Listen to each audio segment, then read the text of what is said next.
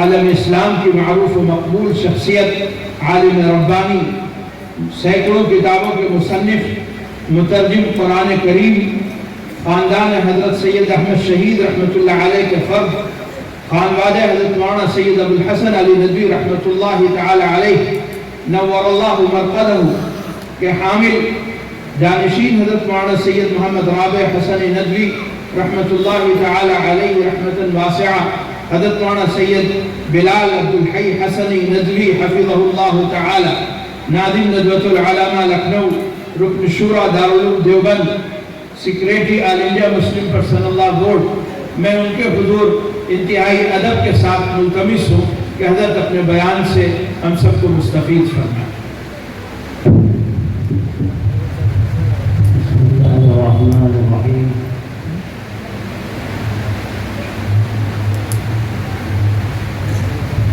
الحمد لله رب العالمين، والصلاة والسلام على سيد المرسلين وخاتم النبيين سيدنا ونبينا ومولانا محمد وعلى آله وصحبه أجمعين وعلى من تبعهم بإحسان ودعا بدعوتهم إلى يوم الدين، أما بعد، فأعوذ بالله من الشيطان الرجيم. إنا نحن نزلنا الذكر وإنا له لحافظون. صدق الله العظيم. حضرات علماء کرام، میرے دینی اور ایمانی بھائیوں اور معزز خواتین، میں سب سے پہلے آپ سب کو مبارکباد پیش کرتا ہوں، اور خاص طور سے اپنے محب محترم مولانا مفتی صفوان صاحب کو مبارکباد پیش کرتا ہوں کہ اللہ تبارک و تعالیٰ نے کوئی بڑی سعادت عطا فرمائی اور انہوں نے کلام پاک کی تشریح و تفسیر کا جو عمل شروع کیا تھا الحمدللہ وہ مکمل ہوا، اور اسی مناسبت سے آج یہ اجلاس منعقد ہو رہا ہے۔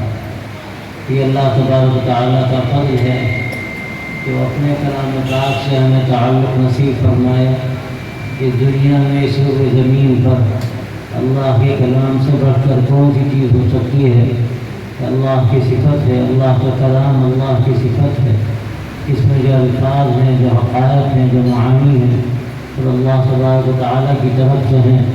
مصحف جو آپ پڑھتے ہیں، یہ کاغذ ہے، یہ روشنائی تو یقیناً یہ ہمارے ہاتھوں کی بنائی ہوئی ہے، لیکن جو کلام ہے وہ تو اللہ کا ہے، اور اللہ کا کلام اللہ کی صفت ہے، اس میں تجلیات ہیں، اس میں ایسی طاقت ہے کہ جو شاید دنیا کی کسی چیز میں نہیں ہو سکتی۔ کیا حقیقت ہے اس کرنٹ کی؟ اگر آپ دیکھیں کہیں لاکھوں کا پاور ہو کسی تار میں، اگر قریب بھی کوئی چلا جائے تو جل کر خاک ہو جائے۔ اس کی حقیقت کیا ہے اس کلام پاک کے آگے؟ جس میں تجلیات ربانی ہو۔ تو اللہ تبارک و تعالیٰ کی ایک تجلی پہاڑ پر ہوئی حضرت موسیٰ علیہ السلام کی درخواست پر، نتیجہ یہ ہوا کہ پہاڑ جل کر خاک ہو گیا، حضرات جو ساتھ تھے بے ہوش ہو کر گر پڑے۔ تو اللہ کی ایک تجلی ایسی ہے، کون برداشت کر سکتا ہے؟ اور یہ کلام پاک ایسا ہے جس میں تجلیات ہیں اللہ تبارک و تعالیٰ کی، لیکن اللہ کا احسان ہے اس امت پر کہ اس نے اس قرآن پاک کو اس امت کے لیے آسان فرمایا۔ آسانی کے ساتھ ہم پڑھتے ہیں، دیکھتے ہیں، اس کو چھوتے ہیں، اس سے استفادہ کرتے ہیں۔ حقیقت یہ ہے کہ یہ فیض ہے اور صدقہ ہے سرکار دو عالم حضرت محمد عربی صلی اللہ علیہ وسلم کا۔ اللہ نے آپ پر یہ کلام پاک اتارا، اور حدیثوں میں اس کی تفصیلات آتی ہیں کہ کس قدر آپ صلی اللہ علیہ وسلم پر اس وقت بوجھ ہوتا تھا۔ حضرت عائشہ صدیقہ رضی اللہ تعالی عنہ فرماتی ہیں کہ کبھی آپ کا دست مبارک اگر ہمارے ہاتھ میں ہوتا اور کلام پاک اترنے لگتا تو لگتا تھا میرا ہاتھ ٹوٹ جائے گا، ایسا بوجھ محسوس ہوتا تھا۔ اور خود آپ صلی اللہ علیہ وسلم نے اس کو کس طرح برداشت فرمایا۔ وہ طاقت اللہ نے آپ کو عطا فرمائی تھی، اور اس لیے عطا فرمائی تھی تاکہ آپ کے ذریعے سے امت تک کی فیض پہنچے قرآن پاک کا۔ اللہ تبارک و تعالیٰ نے اب آج ہمارے لیے اس کو آسان فرما دیا۔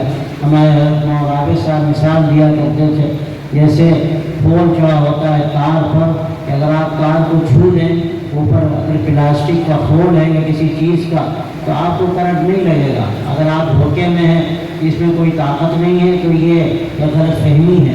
اندر جو اس کے طاقت ہے وہ اپنی جگہ پر ہے۔ وہ ذرا سے چھین کر دیکھیے، آپ اوپر کا خول ہٹائیے اور پھر اس کو چھوئیے، تو آپ کو کیا نتیجہ نکلے گا؟ آپ جل جائیں گے، کرنٹ ایسا لگے گا کہ جان خطرے میں پڑ جائے گی۔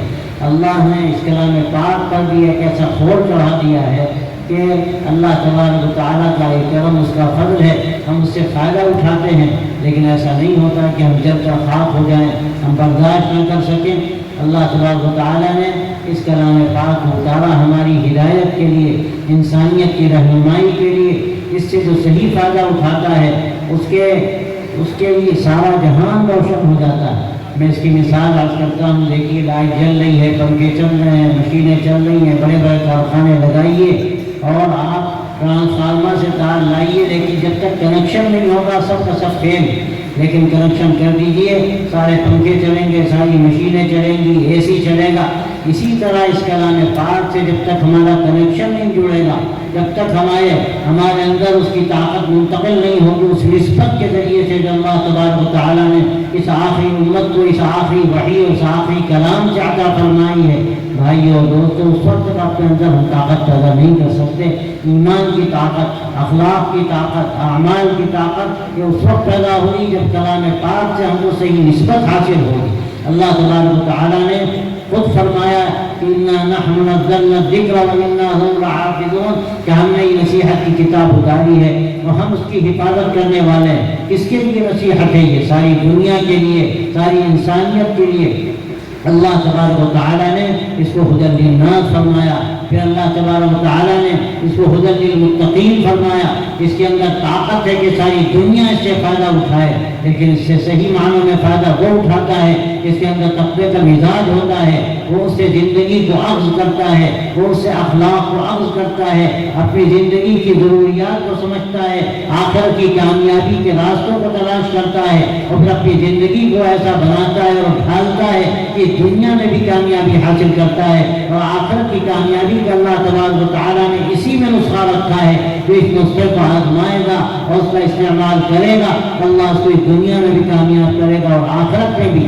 اللہ نے کتاب اتاری کہ نصیحت کی کتاب، کہ ہدایت کی کتاب، جس کو الفرقان فرمایا، جس کو کتاب حکیم فرمایا، جس کو اللہ تبارک و تعالیٰ کی کتاب محکم فرمایا، جس کی ایک ایک آیت اللہ تبارک و تعالیٰ کی طرف سے جانچی اور پرکھی ہوئی، جس کو اللہ تبارک و تعالیٰ نے لوح محفوظ سے آسمان دنیا پر اتارا، پھر آپ صلی اللہ علیہ وسلم پر اللہ نے اس کو 23 سال کی مدت میں نازل فرمایا، حد ضرورت و حد تقاضا نازل فرمایا، اور اب قیامت تک کے لیے اللہ تبارک و تعالیٰ نے اس کو ہمارے سامنے رکھا ہدایت کے لیے۔ اور اللہ نے اس کے بارے میں یہ فیصلہ کیا کہ ہم نے یہ کتاب ہدایت اتاری ہے، یہ نصیحت کی کتاب اتاری ہے اور ہم نے اس کی حفاظت کرنے والے ہیں۔ دنیا کی طاقتیں ایک ہو جائیں اور وہ چاہیں کہ کلام پاک میں تحریف کر دیں، اس میں تبدیلی پیدا کر دیں، وہ کبھی اس کا یہ ان کا جو ارادہ ہے اس میں کبھی بھی کامیاب نہیں ہو سکتے۔ اللہ کا وعدہ، اس کی حفاظت کیا ہے، اس کے الفاظ کی حفاظت کیا ہے، اس کی معانی کی حفاظت کیا ہے،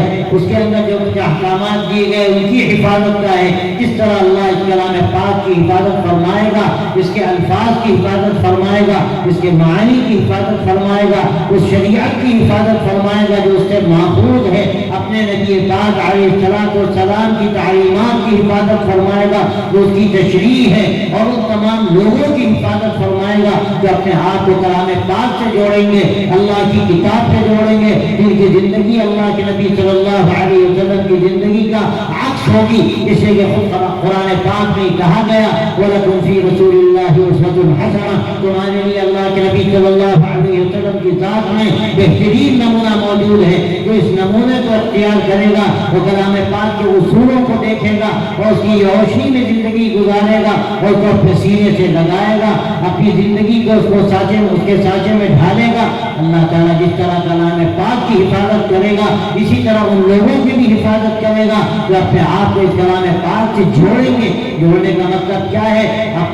ہم یہ کلام پاک کی تباعت کے ذریعے سے اور ہزاروں ہزار نسخوں کو تباہ کرا کر مسجدوں میں سجا دیں، اور سجا بھی کس طرح دیں؟ آج جس طرح اس کی بے ادبی ہوتی ہے، مسجدوں میں نسخے ہوتے ہیں قرآن پاک کے مصاحف کے، ہمیں پرواہ نہیں ہوتی، اس پہ گرد جمتی ہے، ہمیں اٹھانے کی توفیق نہیں ہوتی۔ آج تو حالت یہ ہے جب سے موبائل آیا لوگ موبائل میں تلاوت کرتے ہیں، میں اس کو ناجائز نہیں کہتا، مفتی حضرات صاحب اس کو جائز کہتے ہیں، لیکن کلام پاک جو مصحف کی شکل میں ہے اس کی حفاظت کرنا، اس کی عظمت کو اپنے دلوں میں رکھنا، اور عظمت کے تقاضوں کو سمجھ کر اس کو بلندی کے ساتھ رکھنا، اپنے دلوں میں بھی بلند رکھنا، اور ظاہری اعتبار سے بھی اس کو اوپر رکھنا، عظمت کے ساتھ رکھنا، ادب کے ساتھ رکھنا، صفائی کے ساتھ رکھنا، یہ ہماری ذمہ داری ہے۔ اگر خدا نہ خواستہ اس کا ہم حق ادا نہیں کرتے تو ہماری پکڑ ہوگی، اللہ اس کی حفاظت کرے گا، اس کے معانی کی حفاظت کرے گا، اور اس میں جو کچھ ہے، جو کچھ اس سے تعلق رکھنے والی چیزیں ہیں سب کی حفاظت کرے گا۔ لیکن اگر خدا نہ خواستہ اپنے آپ کو ہم نے اس سے الگ کیا، کسی بھی حیثیت سے الگ کیا، ہم نے اس کے حقوق کو نہ پہچانا، ہم نے اس کی تلاوت نہ کی، ہم نے اس کی عظمت کو نہ جانا، اپنے ایمان کو مضبوط نہ کیا، اور اس کے ساتھ ساتھ ہم نے اس کو ضرورت جتنا ہم پر لازم ہے وہ ہم نے یاد نہ کیا، اور پھر ہم نے اس کو سمجھنے کی کوشش نہ کی، اس پر عمل کرنے کا جذبہ نہ ہوا، ہم نے اس کے پیغام کو دنیا میں عام نہ کیا، یہ حقوق قرآن مجید کے یاد رکھیے۔ پھر اللہ تبارک و تعالیٰ کا یہ فیصلہ ہے کہ اگر تم ناشکری کرو گے تو اللہ تعالیٰ نعمت سلب کر لیتا ہے، وَإِن تَشْكُرُوا، اللہ صاف فرماتا ہے وَإِسْتَأْذَنَ رَبُّكُمْ لَئِن شَكَرْتُمْ لَأَزِيدَنَّكُمْ وَلَئِن كَفَرْتُمْ إِنَّ عَذَابِي لَشَدِيدٌ۔ جب آپ کے رب نے اعلان کیا کہ اگر تم نعمتوں پر شکر کرو گے تو ہم اضافہ کریں گے، اور اگر تم ناشکری کرو گے تو یاد رکھو ہمارا عذاب سخت ہے۔ اللہ کی نعمتوں میں ایک سب سے بڑی نعمت قرآن پاک ہے، اللہ کا کلام ہے، اس کی عظمت کو دلوں میں اتارنا۔ عظمت کو اتارنے کا مطلب کیا ہے؟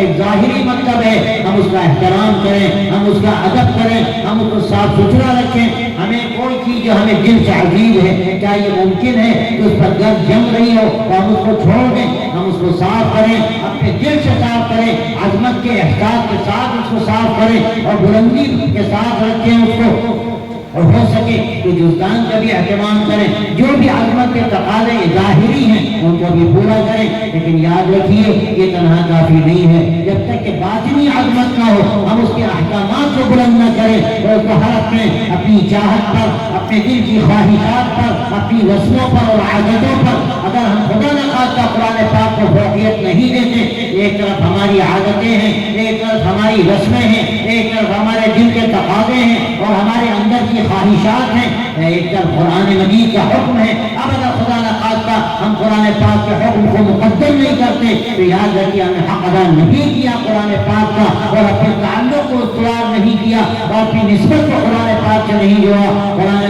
قرآن پاک ہمیں حکم دیتا ہے کہ ہم وراثت کی تقسیم کس طرح کریں، کسی کا انتقال ہو گیا تو اس کی وراثت کو کس طرح تقسیم کیا جائے۔ میں اکثر کہتا ہوں کہ اس کلام الہی میں جو احکامات کا بیان ہے، جس طرح وضاحت کے ساتھ، جس طرح قوت کے ساتھ ایک جگہ پر وراثت کا نظام بیان کیا گیا، شاید کسی دوسرے حکم کو اس طرح ایک جگہ پر نہیں بیان کیا گیا۔ قرآن ہمیں حکم دے رہا ہے، اس کے بعد اس پر عمل نہ کرنا، وراثت کو شریعت کے مطابق تقسیم نہ کرنا، جو ہمارے اس سماج کا ایک گھناؤنا مرض ہے، جس کے نتیجے میں جھگڑے ہوتے ہیں، لڑائیاں ہوتی ہیں، مقدمے بازیاں ہوتی ہیں، باقت گئی تک پہنچتی ہے، کہ صرف اس لیے کہ ہم وراثت کا تقسیم کا جو نظام قرآن مجید کا ہے اس پر عمل نہیں کرتے۔ یاد رکھیے عظمت قرآن کا تقاضا کیا ہے، قرآن مجید سے تعلق کا تقاضا کیا ہے، قرآن مجید سے نسبت حاصل کرنے اور اپنے تعلق کو سے جوڑنے کا تقاضا کیا ہے کہ ہم قرآن مجید کے احکامات کو سامنے رکھیں۔ اور یہ بات ابھی بار بار کہی گئی کہ قرآن مجید کا جو درس ہوتا ہے، قرآن مجید کے ترجمے کیے گئے ہیں، اگر ہم ان کا نہیں استعمال کرتے، ان سے فائدہ نہیں اٹھاتے تو ظاہر ہے کہ ہم قرآن مجید کے احکامات سے ناآشنا ہوں گے۔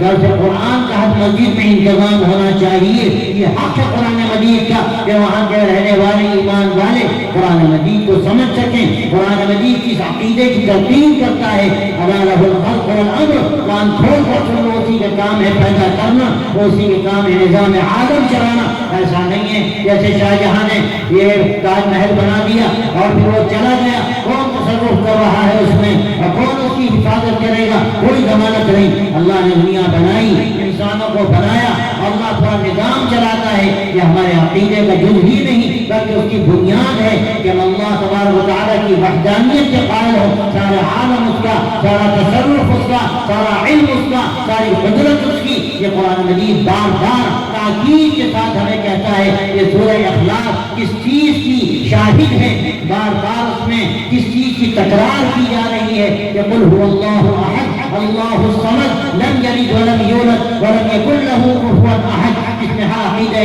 شرک کی نفی، وہ لوگ جو عقیدہ تثلیث کے قائل ہیں، یا وہ یہودی یا عیسائی جو اللہ تبارک و تعالیٰ کے کسی بیٹے کے قائل ہیں اور سمجھتے ہیں کہ اللہ تعالیٰ کے اولاد ہیں، کوئی فرشتوں کو خدا کی بیٹیاں بتائے یا اور دیوی اور دیوتاؤں کو وہ خدا کے ساتھ شریک سمجھے، شرک کی نفی ہے، وہ ایک ہے، وہ یکتا و تنہا ہے، اپنی قدرت میں، اپنے تصرف میں، اپنے علم میں کوئی اس کے ساتھ شریک نہیں، چاہے وہ نبی ہو چاہے وہ ولی ہو۔ آپ یاد رکھیے یہ بھی عقیدہ ہے شرک کا، شرک سے جا اس کے جانے ملتے ہیں۔ اگر کوئی یہ سمجھتا ہے کوئی بزرگ ہے وہ فیض ہے ان کا، تصرف ہے ان کا، جو چاہیں وہ کریں، یہ کام صرف اللہ کا ہے، وہ فعال لما یرید ہے، جو چاہتا ہے کر گزرتا ہے، دنیا کے اندر کسی کی نہیں طاقت نہیں کہ جو چاہے کر گزرے۔ اللہ کے بندے جو اللہ سے قریب ہوتے ہیں اللہ ان کی سنتا ہے، ان کی دعائیں سنتا ہے، وہ اپنی ناز خاک پر رگڑتے ہیں، عبدیت کا مظاہرہ کرتے ہیں۔ اللہ کو سب سے زیادہ جو چیز پسند ہے وہ عبدیت ہے، اور حضور پاک صلی اللہ علیہ وسلم کو اللہ تبارک و تعالیٰ نے اسی عبدیت کاملہ کا مظہر عدم بنایا، اور معراج کے موقع پر آپ صلی اللہ علیہ وسلم کے لیے جو لفظ و جو صفت استعمال فرمائی، سبحان الذی اسریٰ بعبدہ، وہ لفظ عبد ہے جو رات اپنے بندے کو لے گیا۔ یہ بندگی اللہ کو پسند ہے، اسی بندگی کی تعلیم قرآن مجید میں دی گئی، اور پھر اس کے ساتھ ہمیں عقیدہ آخرت بتایا گیا۔ اور میں ایک قدم آگے بڑھ کر کہتا ہوں، ہمیں قرآن مجید میں جینے کا سلیقہ بتایا گیا، ہمارے اخلاق سنوارے گئے، ہمیں آپس میں جو سماج کی زندگی کے تقاضے ہیں وہ تقاضے بتائے گئے، ماں باپ کا کیا حق ہے، پڑوسی کا کیا حق ہے، رشتے داروں کا کیا حق ہے، بیٹیوں اور بیٹوں کا کیا حق ہے، اولاد کا کیا حق ہے، ہمیں سارے حقوق بتائے گئے۔ پڑوسیوں کے حق پر بار بار اس کی تلقین بعد جگہ ملتی ہے۔ حضور پاک علیہ السلام نے حدیثوں میں اس کی مزید تشریحات فرمائیں۔ یہ احکامات قرآن مجید کے، اور نسبت کیا ہے؟ نسبت ان احکامات پر عمل کرنے کا نام ہے، نسبت اسی کا نام ہے کہ قرآن مجید سے اپنے تعلق کو استوار کیا جائے، اس طور پر کہ ہماری زندگی قرآنی زندگی بن جائے۔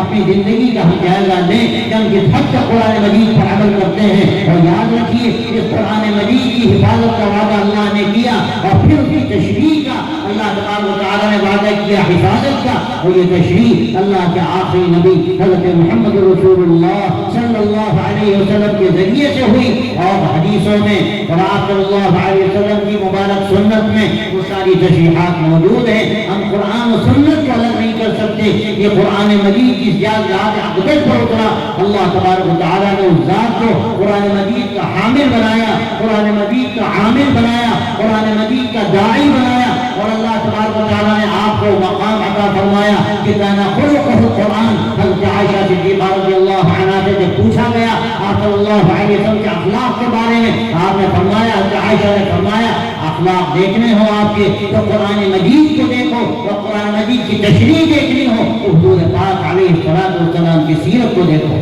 بس میرے بھائیوں، اگر ہم یہ عزم لے کر جائیں یہاں سے کہ ہم قرآن مجید سے سچا تعلق پیدا کریں گے، اور قرآن مجید سے سچا تعلق جب ہی ممکن ہے جب سیرت ہماری زندگی میں آ جائے، سنتوں کے مطابق ہماری زندگی گزرنے لگے، تو یہ حقیقت میں قرآن مجید سے تعلق کا نتیجہ ہے۔ اور یہ قرآن مجید ہمیں بار بار اس کی دعوت دیتا ہے، اور یہ آج کی مجلس جس میں آپ حضرات تشریف لائے، مبارک مجلس جو الحمدللہ قرآن مجید کی جو سلسلہ درس تفسیر تھا اس کی اختتامی مجلس ہے، یہ آپ کو سبق دیتی ہے کہ الحمدللہ اللہ نے آپ کو اس کا موقع دیا کہ یہاں درس ہو رہا ہے، جہاں کہیں بھی درس ہوتا ہو آپ وہاں شریک ہوں، آپ قرآن مجید کے پیغام کو سمجھیں، اپنی زندگی کو اس کے سانچے میں ڈھالیں۔ اور اس کے ساتھ ساتھ میں درخواست کرتا ہوں اپنے علماء سے جہاں تشریف لائے ہیں، کوئی مسجد ایسی نہ رہے جہاں درس قرآن نہ ہو، 10 آدمی بیٹھتے ہیں، 50 آدمی بیٹھتے ہیں، آپ کثرت کو نہ دیکھیں، آپ یہ دیکھیں کہ جس کتاب کو آپ درس دے رہے ہیں کتنی بڑی سعادت ہے، اللہ کے کلام پاک کی خدمت کے لیے قبول فرما لے اور اس کی تشریح کے لیے قبول فرما لے۔ ہمارے سلف نے تشریح فرمائی ہے، یاد رکھیے اس تشریح سے مت ہٹیے، آپ طرف سے انحراف مت کیجیے، جو کچھ کہا گیا اس کی تشریح میں آپ کو ایسی نئی بات نکالیں اس سے ہٹی ہوئی ہے تو یاد رکھیے خطرے کی چیز ہے۔ یقیناً قرآن مجید میں بڑی واضح باتیں ہیں، صاف صاف باتیں کہی گئی ہیں، اور کوئی بھی اگر ہے اس کو سمجھ سکتا ہے۔ تو یہ قرآن مجید کی خصوصیت سے میں نے اعتراض کیا کہ یہ صرف قرآن مجید کی خصوصیت ہے، جو خصوصیت کسی دوسری کتاب کی نہیں، ہر ایک کے لیے، بچے کے لیے، جوان کے لیے، بوڑھے کے لیے، عالم کے لیے، جاہل کے لیے، علامہ وقت کے لیے، امام وقت کے لیے اللہ نے ایسے ایسے اس میں حقائق رکھے ہیں، ایسی ایسی پرتیں رکھی ہیں، ایک پرت ہٹائیں گے دوسری پرت نظر آئے گی، ایک آپ دنیا اس میں دیکھیں گے کہ دوسری دنیا آپ کو نظر آئے گی، ایک آسمان کے اوپر آپ کو دوسرا آسمان نظر آئے گا، ایسے تارے اور چاند اور سورج نظر آئیں گے کہ جس تک رسائی ہر ایک کی بات مرتبہ نہیں ہوتی، لیکن اس میں واضح طریقے پر احکامات ایسے بھی ہیں جو قرآن مجید کا ترجمہ بھی پڑھے گا اس کو بھی وہ چیزیں سمجھ میں آ جائیں گی۔ اور یہ صرف قرآن مجید کی خصوصیت ہے، دنیا میں کوئی کتاب ایسی نہیں جو بچوں کے لیے بھی ہو، جو جوانوں اور بوڑھوں کے لیے بھی ہو، جو عالموں کے لیے بھی ہو، اپنے وقت کے اماموں کے لیے بھی ہو، اور عام پڑھے لکھے انسانوں کے لیے بھی ہو۔ یہ صرف قرآن مجید کا اعجاز، قرآن مجید کا اعجاز ہے۔ آپ قرآن مجید سے اپنے تعلق کو مضبوط کیجئے اور یہاں سے عزم کر کے جائیے کہ ہم انشاءاللہ اس کلام الہی سے اپنی زندگی کو وابستہ کریں، اپنے سماج کو ہم قرآن مجید کی روشنی کے مطابق بنائیں گے۔ اور یاد رکھیے آج جو مایوسی کی باتیں کی جاتی ہیں، اگر آپ کلام پاک سے اپنے تعلق کو مضبوط کر لیجئے، یہ ایسی طاقت ہے، یہ وہ حبل اللہ ہے، اگر آپ اس رسی کو مضبوطی سے تھام لیں دنیا کی کوئی طاقت آپ کو ادھر ادھر نہیں کر سکتی۔ طوفان آئیں گے اور جائیں گے، ہزار بار آ چکے ہیں اور گزر چکے، آپ ان طوفانوں کو گزر جانے دیجیے، آپ اللہ کی رسی کو مضبوطی سے تھامیے، اپنی زندگی کو سنواریے، قرآن مجید کی روشنی اپنے دلوں میں پیدا کیجیے، آپ دیکھیں گے اللہ تبارک و تعالیٰ کس طرح آپ کی حفاظت کرتا ہے۔ ہمیں حفاظت کے غلط طریقے اختیار کیے، قرآن مجید سے اپنے تعلق کو استوار کیجیے، اللہ کے نبی صلی اللہ علیہ وسلم سے سچی محبت پیدا کیجیے، نمونہ زندگی اپنی زندگی کے لیے نمونہ سمجھ کر اپنے آپ کو اس کے سانچے میں ڈھالیے۔ اللہ تبارک و تعالیٰ آپ کو وہ طاقت دے گا، وہ ایمان دے گا، وہ اخلاق دے گا، وہ زندگی کا جوہر دے گا۔ دنیا اس کی ضرورت مند ہے، دنیا اس کی ضرورت مند ہے، دنیا چاہتی ہے کہ آج اس کو زندگی کا سرا ملے، آج اس کو انسانیت اور محبت کا ایسا راستہ ملے تو اس کے لیے سب سے بڑا کامیابی کا راستہ ہے۔ انشاءاللہ اگر آپ نے یہ طے کر لیا، آپ نے یہ سبق لیا یہاں اور یہ پیغام لے کر آپ گئے، اور یہ شہر سیتاپور جس کا الحمدللہ لکھنؤ سے بڑا تعلق ہمارے حضرت مولانا علیم نے رحمۃ اللہ علیہ یہاں 3 مہینے رہے، آنکھ کا آپریشن جب انہوں نے کرایا، ہم نے حضرت سے نہ جانے کتنی مرتبہ یہاں کے قصے سنے، یہاں کے بزرگوں کا ان سے جو تعلق رہا اور کچھ تذکرہ بھی اس کا کیا گیا، میں سمجھتا ہوں کہ یہ تعلق رہے گا انشاءاللہ۔ اسی تعلق کے حقیقت میں قرآنی تعلق ہے، یہ تعلق صرف خاندانی تعلق نہیں ہے، کسی بھی انسانی تعلق بھی میں کہتا ہوں طرح نہیں، یہ قرآنی تعلق، قرآن ہمیں جوڑتا ہے۔ انشاءاللہ اگر اپنے آپ کو ہم قرآن سے جوڑیں گے، یہ ہماری وحدت ہوگی، یہ ہماری آگے ترقی کے ایسے راستوں سے کھلیں گے جس کا ہم تصور نہیں کر سکتے۔ میں پھر مبارکباد دیتا ہوں مولانا صفوان صاحب کو، اللہ نے کی توفیق دی جو انہوں نے سلسلہ جاری رکھا۔ میں امید کرتا ہوں کہ انشاءاللہ یہ صرف اختتام نہیں ہے، انشاءاللہ یہ افتتاح بھی ہے، اس کے بعد پھر وہ درس قرآن کا سلسلہ شروع ہوگا اور انشاءاللہ قیامت تک جاری رہے گا۔ لوگ آئیں گے اور جائیں گے لیکن یہ کلام رہے گا، اس کلام کی تشریح کرنے والے رہیں گے، اور اس سے جو لوگ اپنے آپ کو وابستہ کریں گے اللہ قیامت تک انشاءاللہ ان کو باقی رکھے گا۔ اللہ تعالیٰ آپ کے آنے کو قبول فرمائے، آپ کی حاضری کو قبول فرمائے، ہمارے یہاں آنے کو قبول کرے، اور ہم سب کے لیے اللہ تعالیٰ اس کو اپنی بارگاہ میں قبولیت کا ذریعہ فرمائے۔ اس درس قرآن کو اللہ قبول کرے اور ہر مسجد میں قرآن کا پیغام پہنچایا جائے تمام ایمان والوں کے لیے اور مسلمانوں کے لیے۔ اس میں جو روشنی ہے اور ترقی کا اس میں اللہ نے جو سامان رکھا ہے اور ہدایت کا جو اس میں اللہ نے سامان رکھا ہے، وہ ہدایت کا سامان ہم خود بھی حاصل کریں اور اللہ کو بندوں تک بھی بات پہنچائیں جو ابھی اس ہدایت سے محروم ہیں۔ اللہ ہم سب کو توفیق دے، آپ کی حاضری کو قبول فرمائے اور خیر کا ذریعہ بنائے۔ وآخر دعوانا ان الحمد للہ رب العالمین۔ اللهم لك الحمد ولك الشكر، اللهم لا نحصي ثناء عليك انت كما اثنيت على نفسك، اللهم صل وسلم وبارك على سيدنا ونبينا ومولانا محمد وعلى آله وصحبه أجمعين. ربنا تقبل منا إنك أنت السميع العليم وتب علينا إنك أنت التواب الرحيم. رب وفقنا لما تحب وترضى واجعل آخرتنا خيرا من الأولى. اللهم انفعنا بما علمتنا اللهم انفعنا بما علمتنا وعلمنا ما ينفعنا وزدنا علما وعملا يا ارحم الراحمين. اللهم انا نسالك علما نافعا وقلبا خاشعا ولسانا ذاكرا وعملا متقبلا يا حي يا قيوم يا ذا الجلال والاكرام. یا اللہ اس حاضری کو قبول فرما. یا اللہ ادھر سے قرآن کا جو سلسلہ جاری ہوا یا اللہ اپنی بارگاہ میں اس کو قبول فرما. اس کلام پاک کی نورانیت ہمارے قلوب میں پیدا فرما. یا اللہ اس کے مطابق اپنی زندگی گزارنے کی ہمیں توفیق عطا فرما. یا اللہ اس سے سچا تعلق و صحیح نسبت ہمیں عطا فرما. اس سے پوری طرح فائدہ اٹھانے کی توفیق عطا فرما. یا اللہ تمام مساجد میں اس قرآن پاک سے تمام ایمان والوں کو ایسا تعلق نصیب فرما کہ اس کی روشنی ان کے دلوں تک پہنچے اور تیری حفاظت کا جو وعدہ ہے یا اللہ ہم اس کے مستحق ہوں. یا اللہ اپنے فضل و کرم سے یہاں جو مدرسہ قائم ہے اس کو بھی ترقی عطا فرما, اس کی حفاظت فرما. یا اللہ ہر طرح کے شر سے اس کی حفاظت فرما. یا اللہ ہر طرح کے شر سے اس کی حفاظت فرما. اس کی یا اللہ اس کو اور مزید لوگوں کو فائدہ اٹھانے کا ایک ذریعہ اور مرکز بنا. اس کی ہر طرح کی سہولتیں پیدا فرما اور تمام کام کرنے والوں کے اخلاص کے ساتھ آگے بڑھنے کی توفیق بھی عطا فرما. اس کے مواقع بھی عطا فرما. یا اللہ جو حضرات آئے ان سب کے آنے کو قبول فرما اور خیر کا ذریعہ بنا. اور ہم سے جو کوتاہی ہوئی ہو یا اللہ تو ہم سب کو معاف فرما. یہ سچی ایمانی زندگی نصیب فرما اور اپنے نبی پاک صلی اللہ علیہ وسلم کے اتباع کامل نصیب فرما. یا اللہ ہمیں امراض ظاہری سے بھی شفا عطا فرما, امراض باطنی سے بھی شفا عطا فرما. اپنی محبت و شوق عطا فرما. یا اللہ ہم سے وہ کام کرنا جس سے تو راضی ہو. یا اللہ ہر کام سے, ہر غلط اقدام سے, ہر غلط رائے سے, ہر غلط فکر سے ہماری حفاظت فرما اور اپنی رضا کے راستے پر حرکت تیرا فیصلہ ہے ہم کو جاری رکھ, قائم رکھ. جو وقت کہ ایمان کے ساتھ دنیا سے اٹھا اور اپنے ایک بندوں میں ہمارا حشر فرما. یا اللہ جو بیمار ہیں سب کو شفا عطا فرما. جو پریشان ہیں ان کی پریشانی دور فرما. جو مخلوق ہیں قصد کی ادائیگی کی صورتیں پیدا فرما. جو ناقص بند ہیں ان کے خلاصی کے اسباب پیدا فرما. جن کی اولاد نہیں اولاد صالح عطا فرما.